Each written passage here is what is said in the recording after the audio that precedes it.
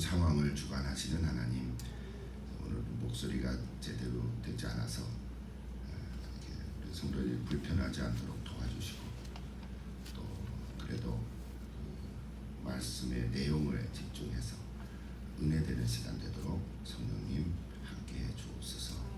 예수님 이름으로 기도합니다.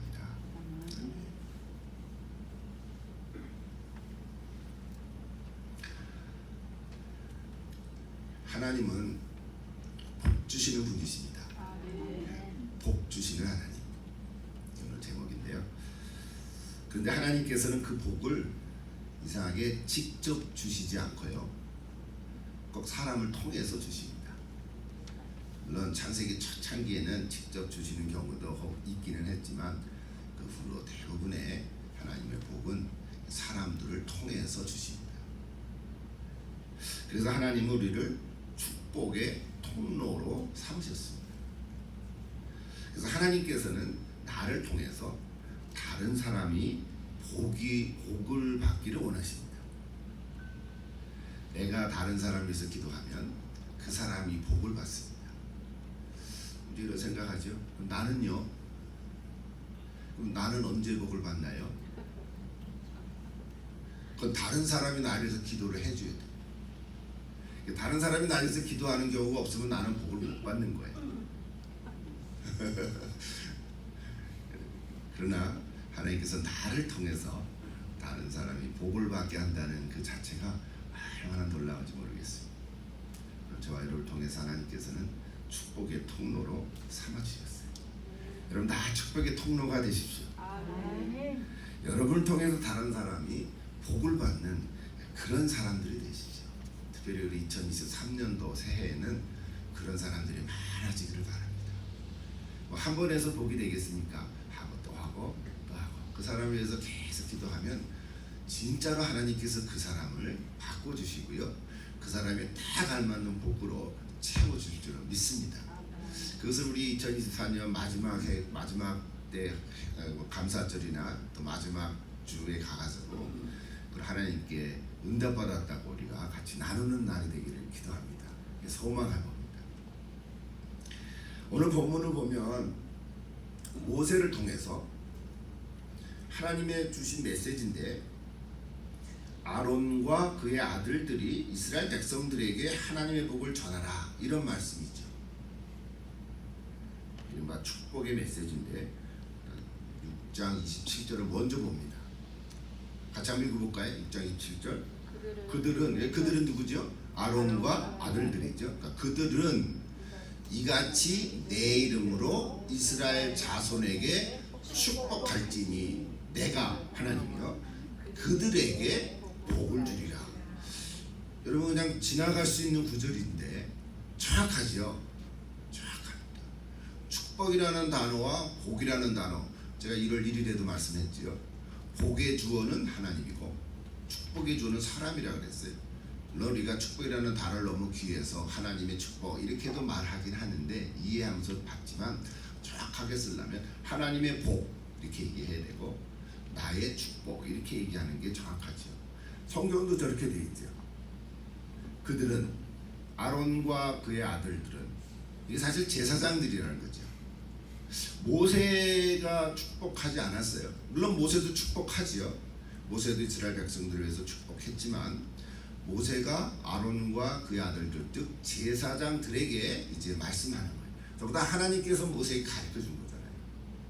너는 가서 이렇게 해라. 그러니까 아론과 그의 아들들이 이스라엘 백성들 자손들에게 복을 구하면, 무슨 복? 하나님이 너에게 복을 주실 거야 라고 기도하면 하나님이 그들에게 복을 주실 것이다. 정확하지요? 우리는 아론의 후손들이 아니잖아요. 우리는 어떻게 해야 됩니까? 우리는 구약에 사는 사람들이 아니니까 이게 시대를 휙 뛰어넘어가지고 3500년 후에 사는 우리들인데, 성경에 보면요, 베드로전서 2장에 보면 뭐가 나와 있습니다. 앞에 다 잘라놓고 예수를 믿는 그리스도인들은 뭐라고요? 왕같은 제사장이라고 그랬어요. 그러니까 지금은 제사장이 없지요. 예수님이 십자가에서 달려서 피를 흘려 돌아가실 때 성소의 휘장에서 달까지 다 찢어졌다 그랬죠. 그 의미를 다 아시죠? 누구든지 하나님 앞에 나아갈 수 있다. 그래서 이제는 구약에 제사를 드리는 제사장이 없습니다. 목사나 예배 인도자가 제사장이 아니지요. 아직도 그렇게 생각하는 분이 계십니까? 아니죠. 우리는 다 제사장입니다. 우리는 다 하나님 앞에 제사장이.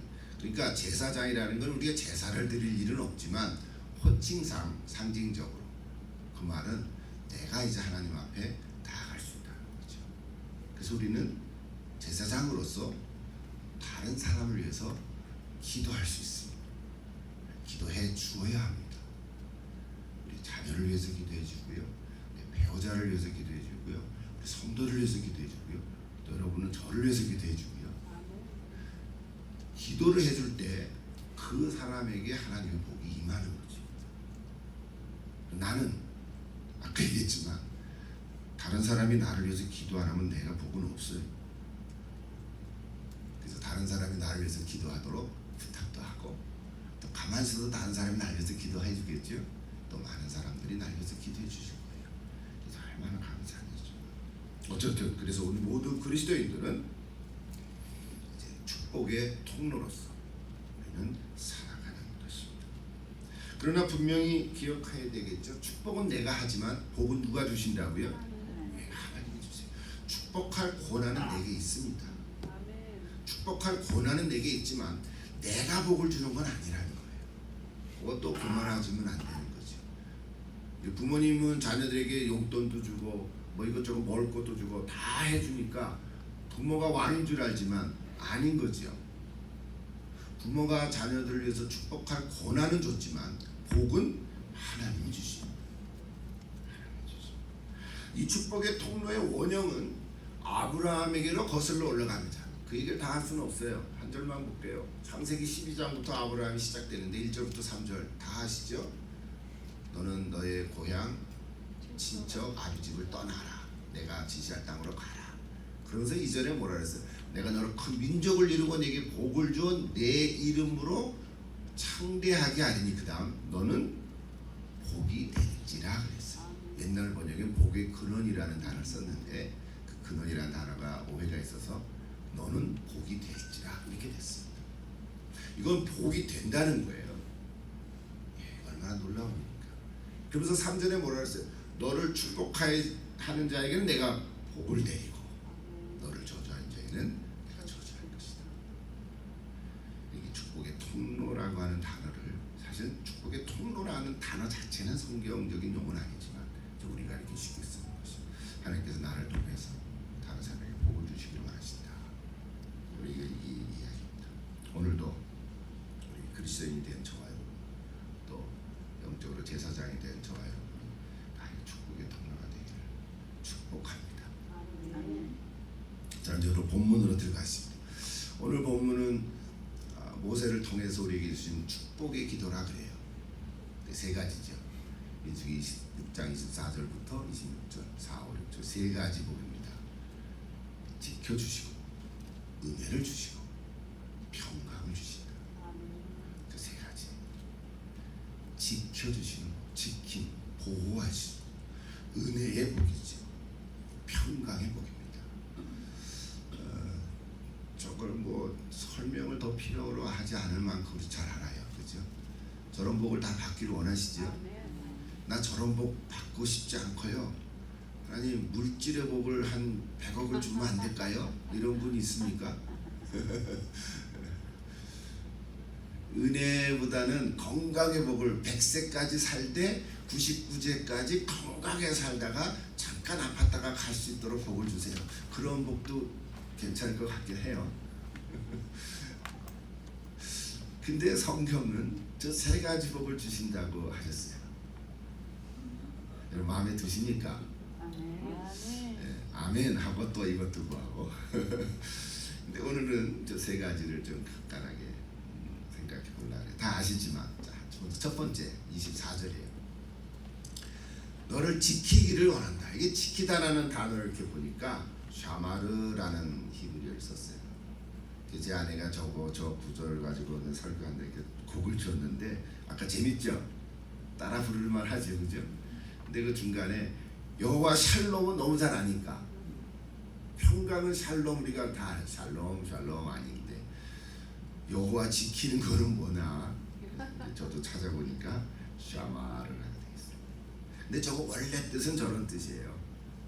둘레의 가시로 울타리를 치다. 이해가 되죠. 울타리를 치니까 지켜주는 거죠. 가시로 울타리를 쳐야 얼마나 넓게 치겠어요. 우리 집 앞마당만큼만 치겠습니까? 그럼 하나님이 요만큼만 지켜주신가요? 아니, 그런 뜻은 아니죠. 저 단어의 의미가 그렇다는 거고, 저걸 통해서 하나님이 나를 지켜주시는 거죠. 여러분, 하나님의 품이 얼마나 넓을까요? 하나님의 품이 한 이만큼 됩니까? 한 10m 되나요? 100m? 지구 덩어리를 만드신 분이니까 하나님의 품은 지구를 품을 수 있으시겠죠? 그 정도 상상할 수 있죠. 지구만 품습니까? 태양계를 다 품을 수 있겠죠? 그러면 하나님의 품으로 우리를 지킨다고 하는 건 얼마나 넓을지 상상을 해볼 수 있겠죠. 그럼 하나님이 그만큼 가시로 울타리를 쳐주셔서 우리를 지켜주신다니까 믿을만해요. 저는 좀 신뢰가 됐어요. 샤마르, 재밌죠? 샤마르 단다. 그래서 저 뜻을 이제 사람들이 발전시켜서 저렇게 또 씁니다. 세심하고도 철저한 보호와 보존, 주의 깊게 일거수 일투족에 관심을 가진다. 이제 이제 학자들이 정리해서 문장으로 만들어 놓은 거니까요. 그냥 이해하시면 되겠습니다. 그렇다고 해서 오늘 우리에게는 어떻게 와닿나? 그래서 제가 성경 구절 하나 이제 인용했는데요. 시편에 보면 지키신다는 단어가 얼마나 나오는지 몰라요. 그렇죠? 내가 너를 지키시리라. 들어가도 지키고 나와도 지키고 아침부터 지키고 밤까지 지키고 앉아도 지키고 일어서도 지키고. 시편에 보면 하나님이 우리를 지키신다는 단어가 참 많습니다. 여러분 그거 믿습니까? 예, 정말 하루하루 살면서 하나님이 나를 지켜주시냐. 근데 시편 17편 8절에 보니까 아까 누가 기도했지요. 눈동자같이 나를 지켜주시고 주의 나에게 그늘 아래 감추사. 제가 저거 인용할 줄 모르고 기도했던 것 같은데 맞았어요. 그죠? 하나님이 나를 눈동자같이 지켜주신다 그랬어요. 여러분 그거 믿습니까? 저 시편 구절을 찾다가 저기서 생각이 떠올려서 딱 쓰는데 눈동자라는 그 단어에 꽂혔어 제가. 그냥 전에는 그냥 눈동자같이 나를 지켰으니까 감사합니다 하고 지났는데 눈동자를 생각해 보세요. 눈동자가 뭔지는 아시죠? 눈에 눈동자 새카만 게 있고요. 그 속에 또 조그만 게 있습니다. 그거는 수정태로 되어 있어서 이렇게 투명합니다. 그래서 사람들을 볼 때 그걸 보면 오래 못 봅니다. 좀 미안하기도 하고 왜 이렇게 많이 쳐다보냐 그러기도 하고. 근데 그 눈동자를 제가 보니까 굉장히 신비한 게 너무 많아요. 어떤 위험이 닥치면 눈동자를 보호하기 위해서요. 눈꺼풀이 반사적으로 깜빡거리고요. 누가 이렇게 하려고 깜빡거리죠. 이물질이 눈 안에 들어오려고 하면 눈썹과 또 속눈썹이 보호를 해주고요. 먼지라도 들어갔다 싶으면 금세 눈물이 나와서 먼지를 또 밖으로 이렇게 내보냅니다. 내가 시키지 않아도 이 눈이 알아서 하는 것 같아요. 그만큼 눈동자를 보호해줘요. 시각은 다른 많은 감각보다 가장 발달한 감각이라 그래요. 몰랐어요 저는. 찾아보니까 시각, 또 청각, 그죠? 미각, 후각, 그다음 촉각. 저는 촉각이 제일 발달된 줄 알았더니 그건 아니는 것 같아요. 시각이 제일 발달한 감각이라 그러더라고요. 눈이. 우리 눈은요 굉장히 최대한을 하나님 만드셔서 가까운 걸 보다가 갑자기 멀는 걸 봐도 순간 조금 어지럽지만 금방 오리엔테이션해서 먹은 것도 금방 보더라고요. 그렇습니까? 어떤 카메라 렌즈도 그렇게 못한다 그래요. 우리 눈은 물론 우리가 이제 노안이 돼서 조금 돋보기를 껴야 되는 경우도 있고 사람마다 난시도 있을 수 있지만 근본적으로 하나님이 우리를 만든 그 시각은요 굉장히 가장 발달한 감각이라고 해요.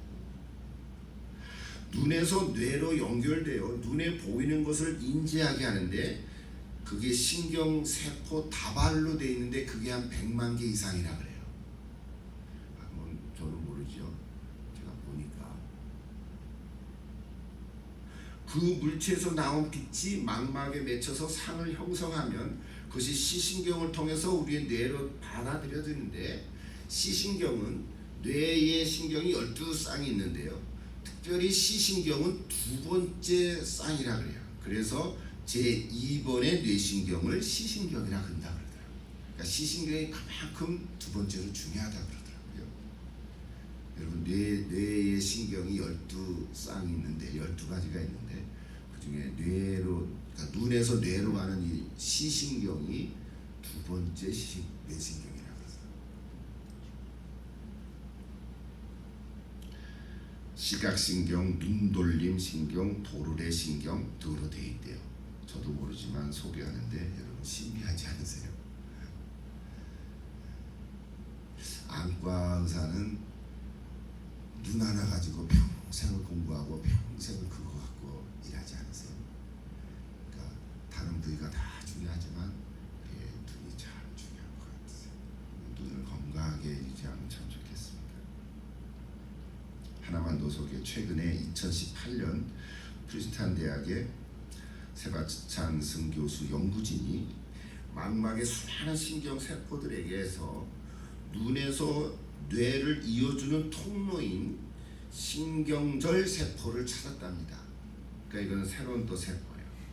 신경절 세포를 찾아냈는데 그 신경절 세포가 47가지의 세포 유형으로 분류가 됐는데 그것이 생물학 저널지인 셀이라고 하는 곳에 발표를 했다 그래요. 제가 계속 이걸 하면 이제 설교를 그만둬야 되겠죠. 여러분 하나님 대단하지 않으세요? 이 주일 아침에 제가 시편 17편 하나님 나를 눈동자같이 지켜주신다고 묵상하면서 눈동자를 갑자기 생각하고 알고 싶어서 찾아보니까 얼마나 많은 자녀들이 있는지 모르겠어요. 만약에 우리 자녀들이 또 있다면 야 너는 눈을 연구해도 참 좋겠다 이런 생각. 이만큼 주일 아침에 이런 얘기를 하는 거는 이만큼 하나님께서는 우리를 눈동자같이 지켜주신다는 얘기를 지금 하고자 하는 거예요. 신체 한 부위가 아프면 그 부분이 고장난 것인데 하나님은 그것을 고쳐주십니다. 물론 의학의 발달로 의사나 치료진을 통해서 하지만 궁극적으로는 하나님께서 치료해 주신 줄로 믿습니다. 그러다가 어떤 한계점이 오겠죠. 치료해도 안 되는 한계점이 오겠죠. 그럼 어떻게 돼요? 그럼 감사하는 거죠. 감사하면서 하나님께 가면 되는 거죠. 지난주에도 좀 목이 칼해서 약을 하나 먹기 시작했는데 안 낫는 거예요. 그 뜨거운 걸 마셔서 오싹해서 좀 좋아졌어요. 그래도 안 낫는 거예요. 아들한테 연락하니까 어떤 약이 좋은데 그거 좀 보내달라니까 그거 보내면 안 된대. 모니터링 돼서 안 된대. 그래서 하는 얘기가 소금물로 하루 여러 번씩 하여튼 2시간 3시간마다 과거를 하라는 거예요. 별거 아닌 것 같은데 솔직히 약도 아니고 실제로 과거를 했어요. 자주 했어요. 또 약 기운에 또 잠도 여러 번 자고 자작깨가. 근데 과거를 하는데 진짜 좋아지더라고요. 이게 참 신비한 것 같아요. 특별히 어르신들이 보면 일반 약이 아니라 그죠? 이렇게 일반적으로 하는 그 뭐라 그러죠? 민간요법, 민간요법 같은 게 참 지혜로운 것 같아요. 제가 오늘 이 얘기를 주일 아침 이렇게 시간을 들여서 한 거는 하나님 우리를 지켜주십니다. 하나님의 품에 안긴 사람은 어떤 상황에도 그러므로 절망하지 않을 줄 믿습니다. 절망하지 않습니다. 마치 갓난 아이가 엄마의 품에 앉아 있는 것처럼, 안긴 것처럼. 주변의 상황은 폭탄 소리가 나도 갓난 아이는 잠을 자잖아요. 우리들이 예수 품에 안겨서 하나님이 나를 지켜준다고 하는 것을 직접 체험할 수 있으면 참 좋겠습니다. 하나님 멀리 계시는 분이 아니세요. 하나님 정말 하늘에서 우리를 감시하시는 분이 아니세요. 항상 나를 돌보시고 고통 중에도 함께 하시고 내 삶의 작은 사소한 것까지도 알고 계세요. 그러므로 이 광야 같은 세상에 사는 동안 여러분 완전히 하나님 말을 바라보면서 살아가십시오.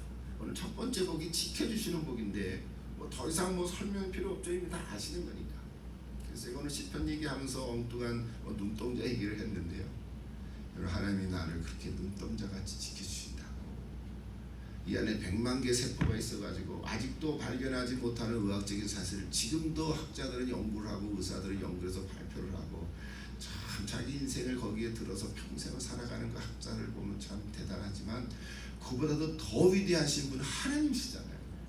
나를 만드시고 우리의 눈을 만드셔서 우리 인간을 만드실 때 눈을 이렇게 조성하고 계획해서 만드셨다는 것 자체가 얼마나 위대하세요.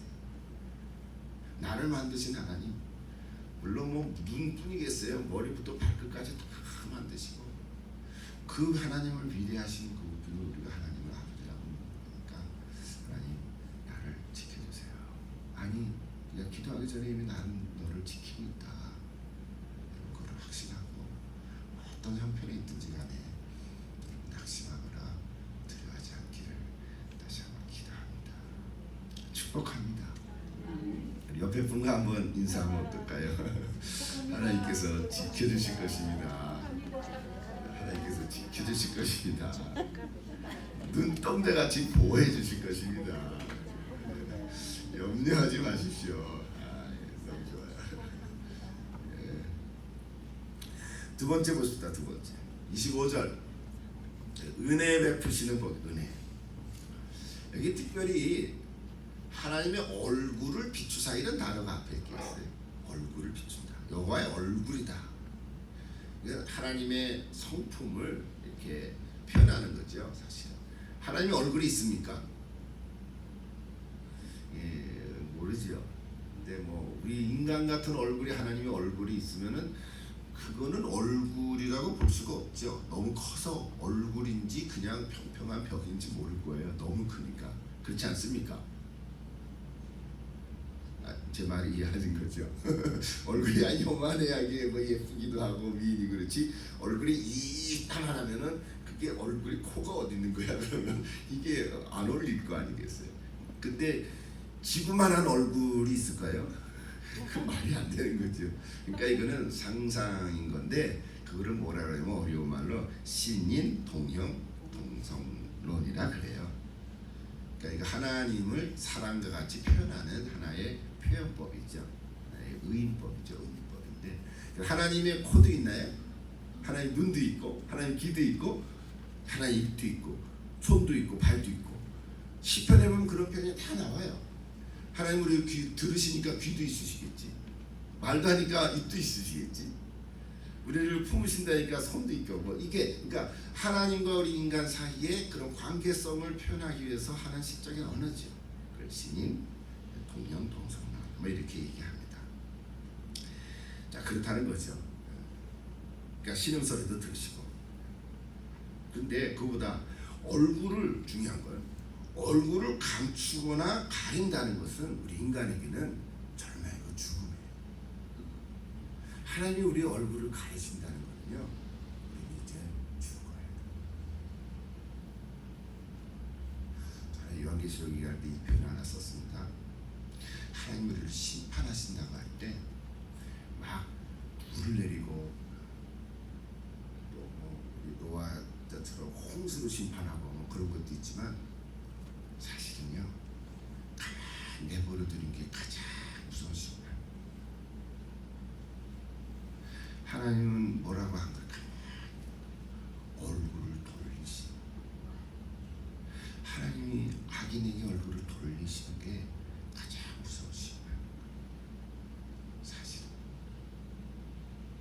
저 묵상을 하다 그래서 하나님의 얼굴을 돌리면 그런 희망이 없어요. 그래서 우리는 하나님한테 얼굴을 돌리지 마옵소서 그렇게 기도하는 거예요. 그러면 안 돼요. 그러면 안 돼요. 아무리 하나님 화가 나시면 우리 얼굴을 돌리시죠. 또 이게 비추사라고 한 건요, 한 번 비추고 마는 것이 아니라 계속해서 비추고 있는 용법으로 썼어요. 한 번 딱 비추고 끝나는 게 아니에요. 계속 비춰주세요. 저 이렇게 생각을 하시면서 그래서 결국은 뭐예요? 여러분 한번 생각해 보세요. 그 하나님의 영광스러운 그 빛을 보잘것없는 나를 향해서 비추고 있다는 것을 이렇게 생각하니까 얼마나 놀랍고 감격스러운지. 지난주 이제 설교 본문을 이제 월요일날 정해놓고 묵상을 하면서 하다가 좀 몸이 안 좋아서 이제 누웠다가 또 잤다가 그러면서 지난주일날 불렀던 찬양곡 하나가 자꾸 입에 맴드는 거예요. 반주하라니까 반주 안 한다 그래서 제가 How marvelous 그 노래 알죠? 네. 한번 해볼래? 같이 해보죠. 알죠? How marvelous, how wonderful, and my song shall ever be. How marvelous, how wonderful is my Savior's love for me. 그 영어로 해야 맛이 나요. 영어 몰라도 괜찮아요. 근데 how marvelous, how wonderful, and my song shall ever be. 혹시 유튜브 하시는 분은 스마트폰에 how marvelous, how wonderful 찍어보세요. 수십 개의 영어 찬양 팀들이 부른 우리처럼 이렇게 작은 게 아니라 뭐 수천 명이 부르는 그 정말 엄청난 그 자체가 은혜가 되더라고요. 오래된 찬양곡이에요. 외국 사람들은 저 찬양 안 하면 막 진짜 열과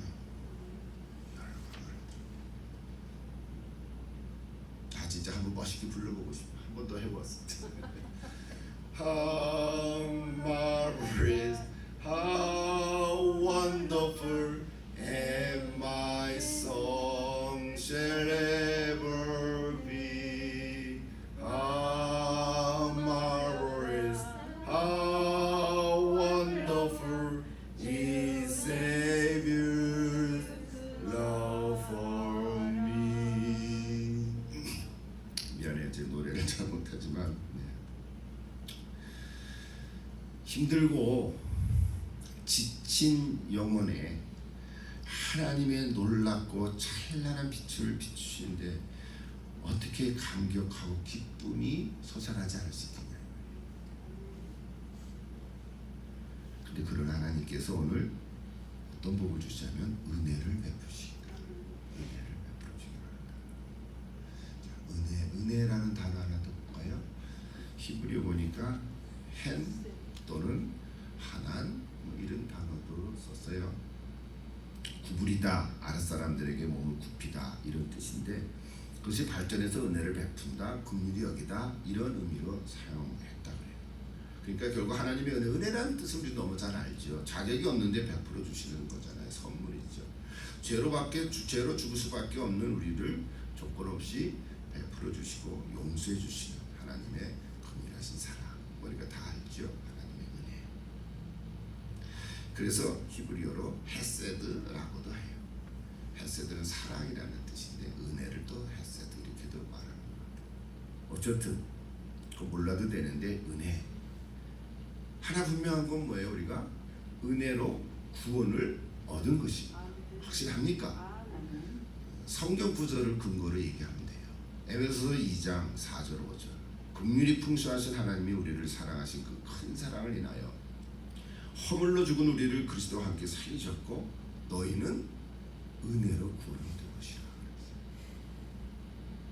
우리는 예수를 믿음으로 구원 얻었다 그래요. 행위로 얻은 게 아니라. 근데 믿음 자체도 하나님이 내게 주신 은혜라는 거예요. 믿음도 은혜죠. 어떤 사람 믿고 싶은데 믿게 되지 않아서 못 믿는다 그러니까 내가 믿을 수 있다는 것 자체도 은혜인 거죠. 여러분 은혜로 구원 얻었다. 확실합니까? 저 성경 구절 기억하십시오. 에베소서 2장 4절 9절. 은혜. 뭐 은혜에 대해서는 여러 번 설교도 하고 여러분 너무 잘 알고. 근데 은혜는 해도 또 해도 또 해도 부족하지 않은 것 같아요. 부족하지 않은 것 같아요. 그래서 결국은 바울의 고백이지만 고린도서 15장 10절에 보면 뭐예요? 다 같이 읽어보십시다. 나의 나된 것은 하나님의 은혜로 된 것이라. 확실해요. 나의 나된 것은 100명이면 100명 다 다르고 10,000명이면 10,000명 다 다르잖아요. 나의 나된 것은 똑같은 게 하나도 없잖아요. 똑같은 사람이 하나도 없잖아요. 쌍둥이도 다 다르고요. 이 세상에 똑같은 사람이 하나도 없다는 건 놀라운 하나님의 창조의 신비입니다. 그래서 우리 하나님은 나를 잘 아세요. 놀랍게도 잘 아세요. 우리는 뭐 컴퓨터로 굉장히 뭐 발달했다 그러는데 하나님은 컴퓨터에 수억 배의 컴퓨터 박사세요. 뭐 그런 말 어울리지 않지만 하나님은 나를 유니크하게 만드셨거든요. 오늘 하나님은 나의 나된 것은 하나님의 은혜로 된 것이다. 바울의 고백이지만 오늘 저와 여러분의 고백이 된 줄로 믿습니다. 그런 모든 것이 다 하나님의 은혜예요.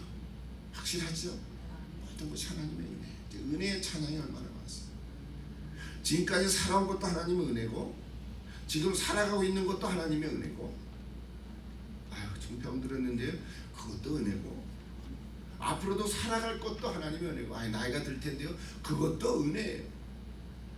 여러분 나이가 세월이 흘러가면 나이가 들어야지 또 점점 젊어지면 그것도 어떻게 보겠어요?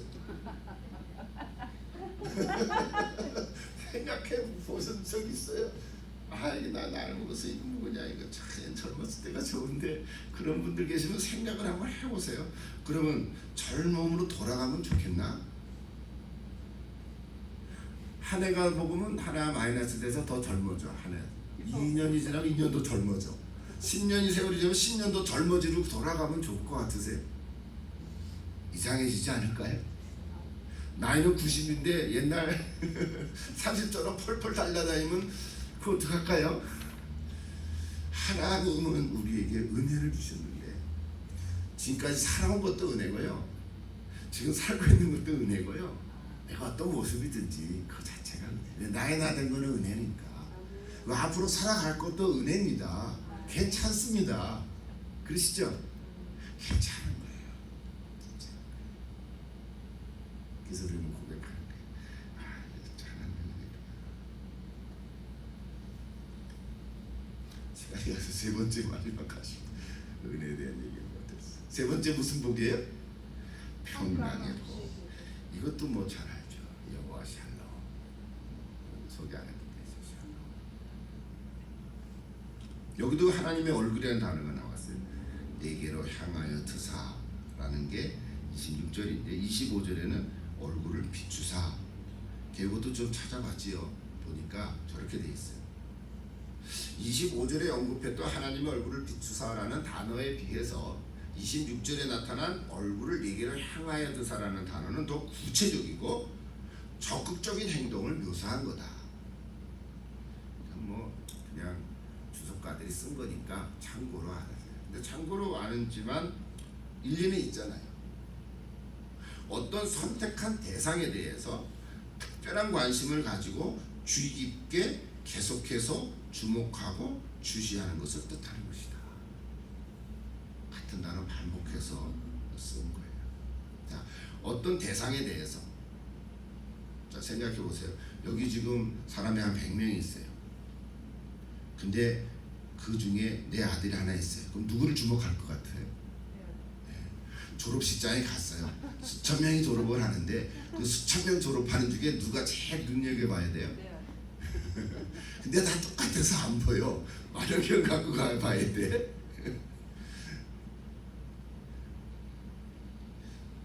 그게 마음이에요. 부모의 마음. 마치 하나님께서 지금 여기 하나님의 얼굴을 내게로 향하여 드사라는 말이 그런 의미라는 거예요. 지금 특별한 대상을 택해서, 그러니까 선택한 대상에 대해서 특별한 관심을 가지고 주의 깊게 계속해서 주목하고 주시하는 것. 하나님이 나에 대해서 그렇게 나를 주목하고 주시하고 계시다 하는 생각을 하면 어떤 것 같아요? 신이 나지 않겠어요? 졸업식장에 아들이 저 끝에 보이지도 않아요. 하나한테 다 똑바라친데 손 하나 드는 거야. 그러면 너구나 아는 거야. 얼굴 보고 알아요? 이게 있으니까 아는 거지. 마치 하나님이 나를 알 때 그렇게 아는 거예요. 맞아. 주목해서. 하나님 여러분 한 분 한 분을 그렇게 주목해서 보시는. 그게 얼굴을 내게로 향하여 드사 이런 의미라는 거예요. 예를 하나 드릴게요. 여러분 두려워 떠는 제자들에게 부활하신 예수님 오셔서 뭐라고 인사했죠? 너에게 평강이 있을지어다. 그렇죠? 요한복음 20장에 나오잖아요. 너에게 평강이 있을지어다. 그때 도마가 없었어요. 일주일 후에 도마가 왔을 때도 너에게 평강이 있을지어다 인사했어요. 그들이 좀 두려워 떨고 있었거든요. 왜 두려워 떨고 있었을까요? 예수님이 다시 살아났다니까. 제일 당황스러운 거는 그를 주도한 대제사장 무리들, 총독, 로마 군인들이야 뭐 하부이니까 시킨 대로 했다고 쳐도. 그래서 성경에 보면요, 마태복음 28장 끝절에 보면 대제사장이 돈을 주고 로마들을 매수해서 야, 너 제자들이 예수의 시체를 훔쳐갔다 그러나. 그게 성경에 기록되어 있어요. 기록되어 있어요. 돈을 많이 주고 이 소식이 총독에게 들어가지 않도록 입단속을 시켰습니다. 총독이 알았을까요? 몰랐을까요? 알게 됐겠죠. 총독하고 대선의 관계가 어떻게 됐을까요? 삐걱거렸겠죠. 돈 받은 군인들은 거짓말인 거 알면서 어떻게 했어요? 돈 받았으니까 그냥 가르쳐준 대로 했죠. 거짓말이지만 또 우리 성경은 이것까지 오늘날 우리를 통해서 전 세계에 알려지고 있어요. 여러분 거짓을 숨길 수가 없습니다. 진실은 덮어지지 않습니다. 그렇죠?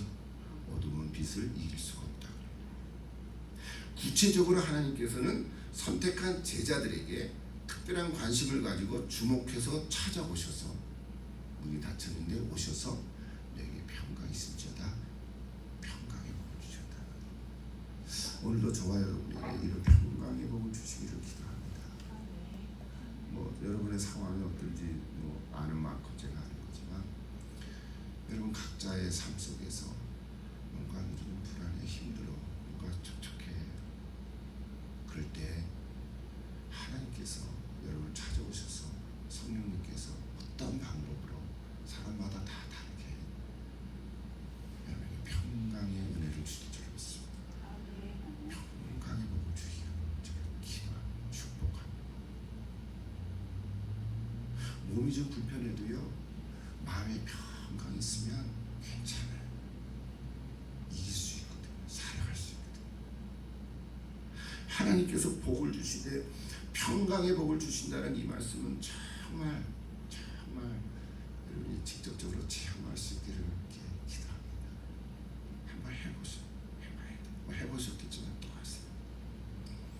그러면 염려하거나 근심할 것이 없어요. 평강 나오면 인용하지 않을 수가 없죠. 저 구절을. 무슨 근절인지 아세요? 빌립보서 4장 같이 읽어보십시다. 아무것도 염려하지 말고 다만 모든 일에 잠깐 정말 모든 일이 맞습니까?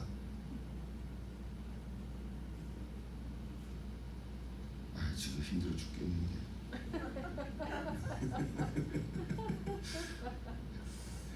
염려하지 말고 모든 일에 그 모든 일이 포함됩니까? 지금 겪고 있는 그 일도 포함됩니까? 이게 지금 짜증나 죽겠는데 이 못된 놈이 어떡하지? 그것도 포함이 됩니까? 다시 자 아무것도 염려하지 말고 죄송해요. 제가 너무 찔른 것 같아서. 다만 모든 일에 기도와 간구로 너희 구할 것을 감사함으로 하나님께. 이것도 잠깐 진짜 감사함으로. 아니 아직 이루어지지도 않았는데 뭘 감사부터 해? 이루어지면 감사할게요. 미리. 아멘. 미리 감사합니다. 아직 안 이루어졌어. 뭔가 염려가 있어. 그래도 뭐라고요? 감사함으로 아뢰래. 와, 이거는 도수가 높은 거야. 어떤 상황에도 염려하지 말고. 그러면 7절 뭐예요? 약속이에요. 같이 읽읍시다. 그리하면 모든 지각에 뛰어난 하나님의 평강이 그리스도 예수 안에서 너의 마음과 생각을 지키시리라. 아멘. 저는 저 성경 구절 진짜 좋아합니다. 그리하면 약속이고요. 하나님 평강이 그리스도 예수 안에서 너의 마음과 생각을 지키시리라. 마음과 생각을 지키시면 다 된 거죠. 심장과 머리를 지켜주시다는데 뭐 다리가 좀 떨어도 뭐 괜찮잖아요. 좀 이렇게 걷는 거 불편해도 마음이 평강이 있으면 괜찮지 않아요? 그러면 휠체어 타고 다니면 되지. 요즘 휠체어도 좋아서 버튼 누르면 휠체어가 가더라고요. 누가 안 밀어줘도. 여러분 물론 불편한 게 많고 힘든 게 많고 걱정 근심이 많지만 하나님이 주신 이 평강의 복이 내 마음과 생각을 지켜주시기만 한다면 저는 걱정이 없다고 저는 믿습니다. 괜찮습니다. 정말 귀한 복이에요. 뒤집어 보세요. 그렇다면 돈이 부족해도 뭐 물가가 올라도 병에 걸려도 자녀 문제로 속상하게 해도 그 어떤 상황 속에서도 어떤 사건이 일어나도 내 마음과 생각이 하나님의 평강으로 가득 차다면 헤쳐나갈 수 있다 이 말이죠. 헤쳐나갈 수 있다 이 말이죠. 시간 좀 갔어요. 제가 또 딴 얘기 좀 해서 그런가 봐요. 자, 여기까지가 오늘 세 가지, 모세를 통해서 세 가지 복을 주신 거예요. 설명 안 하겠다는데 설명했는데 뭐 30분 지났죠. 그죠? 첫째 무슨 복이에요? 지키시는 복. 둘째는 은혜의 복. 셋째는 평강의 복. 그럼 마지막으로 오늘 우리에게 주시는 메시지는 뭘까요? 오늘 성경 구절을 통해서 우리에게 주신 영적 교훈이고, 물론 그거를 받아 그 교훈 속에서도 내게 은혜 받은 게 있지만, 마지막 오늘 이 시간 2023년 1월 15일 오늘 이 말씀을 듣는 저와 여러분에게 주신 하나님의 메시지는 뭘까? 이게 중요하죠. 이걸 위해서 제가 기도하고 하나님 이 메시지 달라고 기도하는 거예요. 지금까지 한 거는 책 보면 나오고 생각하면 얘기할 수 있는 건데, 이 메시지 하나님 주셔야 되잖아요. 두 가지 생각했어요. 하나는 예배하는 공동체. 엉뚱한 것 같아. 예배하는 공동체. 또 하나는 광야라는 단. 지금 이 말씀을 전하는 모세는 아론과 그 아들들에게 이스라엘 백성들을 축복하라는 권한을 줬지만, 지금 이스라엘 백성들은 공동체로 이루어지는 거죠. 가정 공동체잖아요. 지파별로 있고 족속별로 있고 가족별로 있어요. 12지파가 있고 12지파의 족속별로 다 나눠주고 가족별로 다 나눠주고, 그죠? 엄청난 거예요. 사실은 이게 대충 무리들이 아니란 말이에요. 지금 그 공동체 속에서 하나님께서 아론과 아들들에게 이런 축복을 하라고 지금 말씀을 해주신 거 아니에요. 그것이 온 민족에게, 전체 백성들에게 다 흘러내려가는 거거든요. 오늘 우리를 얘기하면 주님을 믿는, 예수 믿는 사람들이 모인 교회 공동체를 생각하는 거죠. 이 세상에서 얼마나 많은 교회들이 많습니까? 수십만 개의 교회가 있는데, 오늘 우리 그 교회 중에 하나인데, 오늘 우리 교회에게 하나님의 저런 복이 흘러가기를 기도하는 거예요. 그냥 나 하나 그냥 복 받고 끝나는 게 아닌 거예요. 우리 공동체에서, 특별히 여기 이제 제사를 드리는 거 예배하는 거지. 제사장이라는 게 뭐예요? 예배를 통해서 하는 거죠. 우리는 제사를 구약 시대처럼 5가지 제사를 드리는 사람들 하지만 하나님께 예배를 하는 거니까 예배를 통해서 하나님의 복이 임하는 거예요. 올해 교표를 온 힘을 다 영적으로 무장하라 그랬는데 지난주에 하나님이 전신갑주를 입으라 그랬잖아요. 여러분 다시 기억하시면 좋겠는데 이 예배를 통해서 영적으로 무장하는 게 제일 중요한 것입니다. 예배에 실패하면 예배를 제대로 드리지 못하면 아무리 우리가 전신갑주를 잘 입었다 하더라도 힘을 발휘하지 못한다. 예배를 잘 드린다는 게 뭘까요? 이 주제는 다음 주에 조금 더 하겠지만 그냥 예배당에 왔다 가는 게 아닌 거예요. 예배는 누구한테 드리죠? 하나님 아버지께 드리는 것이죠. 그러면 어떻게 해야 됩니까? 여러분 한 분 한 분이 하나님 아버지와의 관계가 확인돼야 되죠. 그럼 예배를 드리러 와서 찬송을 부르고 기도를 하고 말씀을 듣는 가운데 하나님 아버지와 나 사이의 관계가 회복이 되죠. 그래야 처리될 걸 처리되고 힘을 얻고 소망을 가지고 기도의 확답을 가지고 가야 예배를 드리게 된다는 거예요. 아버지와의 관계가 확인돼요. 이것이 예배. 예배하는 공동체입니다. 두 번째는 광야. 지금 그들이 어디 있어요? 지금 이미 출애굽해서 광야에 나와 있잖아요. 이건 시간이 더 걸렸을 때 할게. 민수기라는 말 자체가요. 민수기가 지금 시내산에서부터 아직 가나안으로 들어가지 않았지요, 그죠? 여호수아가 가나안 들어가니까 가나안으로 들어가기 전에 광야에 있단 말이죠. 그러니까 애굽에서 나와서 시내산까지 왔는데 거기 시내산에서부터 가나안으로 들어가기 전까지의 과정. 그러니까 거의 40년이라 그러는데 정확하게 40년 좀 안 되죠. 30여 년. 그 기록에 일어났던 사건들을 기록한 게 민수기거든요. 우리 구약의 율법이지만 그 사건을 기록한 거예요. 그러니까 광야에서 있었던 일들이. 여러분 광야가 뭡니까?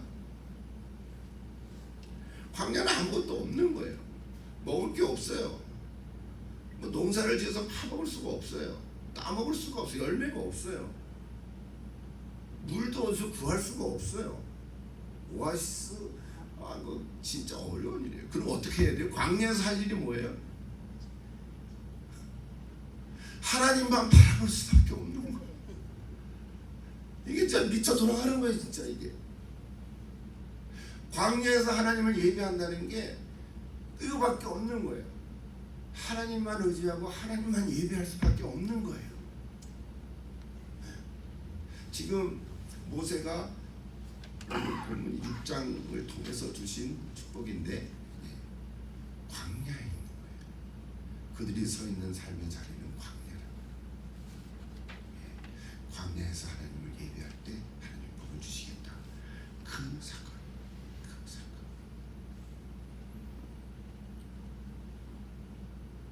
민수기라는 건 우리 한국 성경으로 나온 민수기지요. 숫자를 세는 책. 민수기 읽으면 재미 하나도 없어요. 맨날 숫자만 나와. 집합, 자녀라라라. 이름도 힘들어. 그런데 원래 히브리 성경에는 마스라 텍스트라 그러는데 거긴 뭐라 그러냐면요. 야다베르.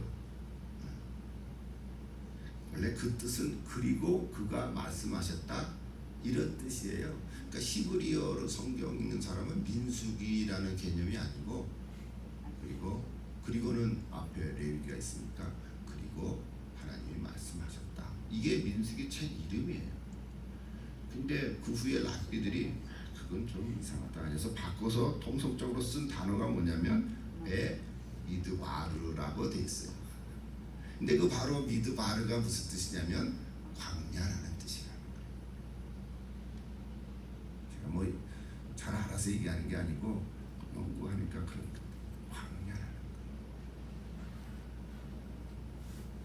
거예요. 나중에 70인역으로 사람들이 헬라말을 번역하면서 숫자를 많이 나오니까 넘버라고 영어 성경은 넘버가 됐어요. 우리 한국말은 그 넘버를 번역해서 바뀌어서 민수기가 됐어요. 사실은 민수기 책을 히브리 언어로 번역한다면 광야기 이렇게 하면 더 정확할 수도 있죠. 재밌을 수도 있죠. 광야 체험기 뭐 이런 의미죠. 말씀을 마칩니다. 오늘 모세를 통해서 우리에게 주신 이 축복의 말씀 세 가지가 다 좋은 귀한 말씀이에요. 근데 그 상황이 어디냐면 광야에서 공동체로 하나님께 예배 드릴 때 받는 하나님의 축복의 말씀인 거예요. 오늘 저와 여러분에게 오늘 우리도 광야는 아니죠. 편안한 도시 생활하는 시애틀에서 살아가는 거지만 어쩌면 내 개인의 인생이 광야 같은 삶일 수도 있죠. 광야 같은 삶 속에서 하나님께 예배할 때, 진정으로 예배자가 될 때 하나님 우리에게 복을 주신 줄 믿습니다. 그것이 오늘 저와 여러분에게 주신 하나님의 메시지. 광야에 서서 하나님을 예배하는 사람, 예배에 승리해야 영적으로 부장할 수 있을 줄 믿습니다. 한 주간 또 살아가실 때 하나님이 주신 이 복을 기대하시고 그 복은 다른 사람이 나를 위해서 기도할 때 하나님이 주시다고 약속했으니까 그 약속을 믿고 이제 내가 할 일은 내 인생의 어떤 광야의 터전에 있다 할지라도 낙심하지 말고